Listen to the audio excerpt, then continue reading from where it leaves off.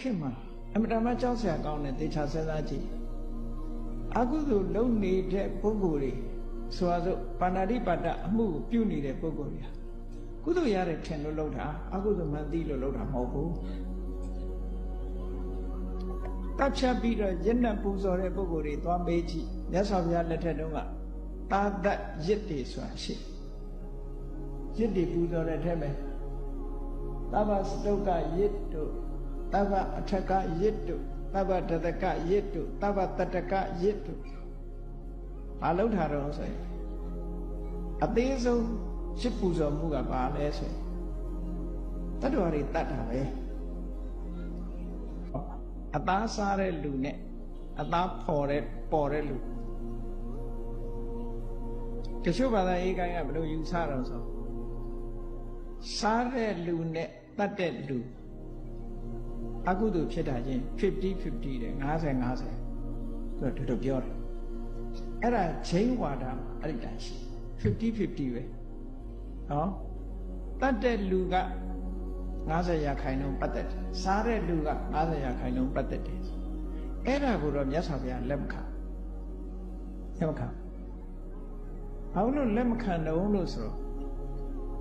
စဉ်းစားကြည့်ပေါ့တတ်တဲ့လူရဲ့စိတ်ဓာတ်နဲ့စားတဲ့လူရဲ့စိတ်ဓာတ်နဲ့တစ်မျိုးစီပဲလေတခုတော့ရှိတာပေါ့ဒီငါအတွက်တတ်ပါစေဆိုတဲ့စိတ်ရှိရင်တော့သူလည်းပါမှာပေါ့အဲ့ဒါဆိုရင်အဲ့လိုမဟုတ်ဘူးဈေးတွေ့လို့ဝယ်စားတယ်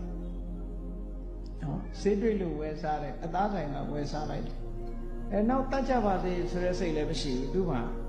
အသားအနေနဲ့ပဲဝယ်စားလိုက်တယ်သို့တော့သူ့စိတ်ထဲမှာတေးပါစေဆိုတဲ့စိတ်တခုမှမထားဘူးစားစရာတစ်ခုအနေနဲ့ဝယ်စားတယ်စိတ်ရဖြူစင်အဲ့ဒါကိုမြတ်စွာဘုရားကဥပမာပါနဲ့ပေးတော့ဆိုလို့ရှိရင်လက်မှာဒဏ်ရာအနာတရားမရှိဘူးဆိုလို့ရှိရင်အစိတ်ကင်ပေမဲ့လို့အစိတ်မသိဘူးတဲ့ဆိုလိုတာကကိုယ်စိတ်ကစင်ကြယ်တန်ရှင်းနေရင်အကုသိုလ်မဖြစ်ဘူးလို့ဒီလိုပြောတာပေါ့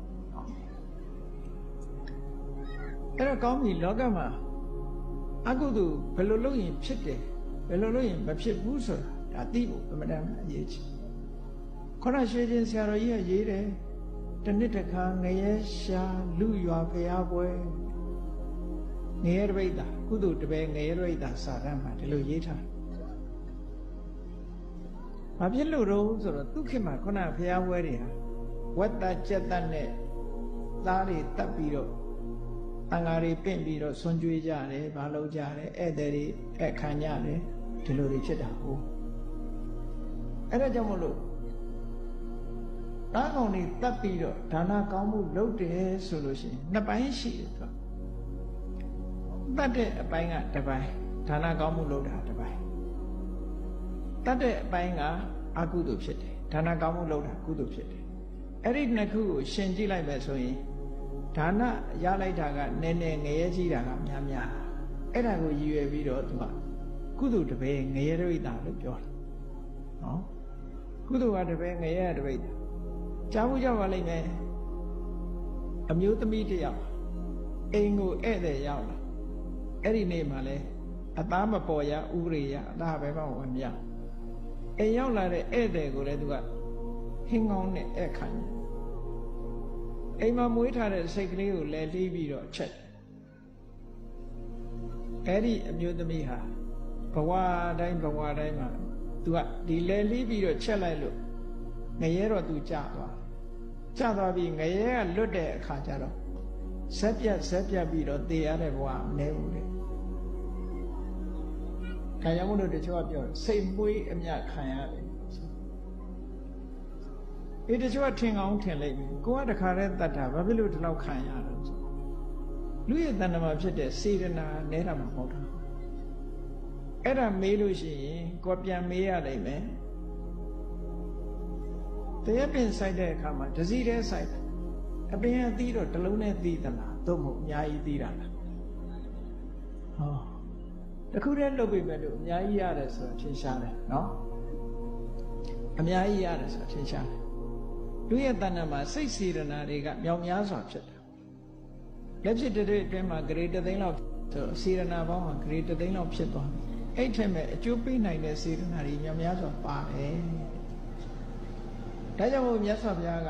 ကုသိုလ်ကောင်းမှုလုပ်တဲ့အခါမှာလည်းပဲတိရစ္ဆာန်ကိုလှူလို့ရှိရင်အစတရားတဲ့ကိုချင်းတရားမကောင်းတဲ့လူတယောက်ကိုလှူရင်အစ1000တဲ့ဟောဒီလိုပြောတာနော်အဲ့တော့ခုနက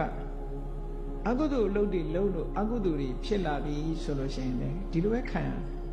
ကဲအဲ့ဒီအမျိုးသမီးကဧည့်သည်ကိုကျွေးမွေးအခက်ခံနေတာဒါကုသိုလ်ပဲကျွေးခြင်းမွေးခြင်းမှန်တယ်ဒါကုသိုလ်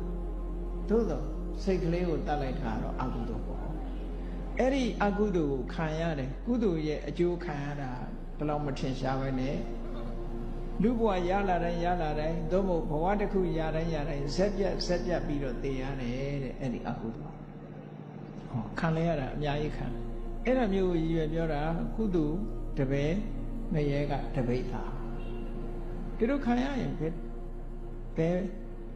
ဟိုရင်းဖြစ်မယ်တော်တော်လေးကြောက်စရာကောင်းတဲ့ဟာတစ်ခုပေါ့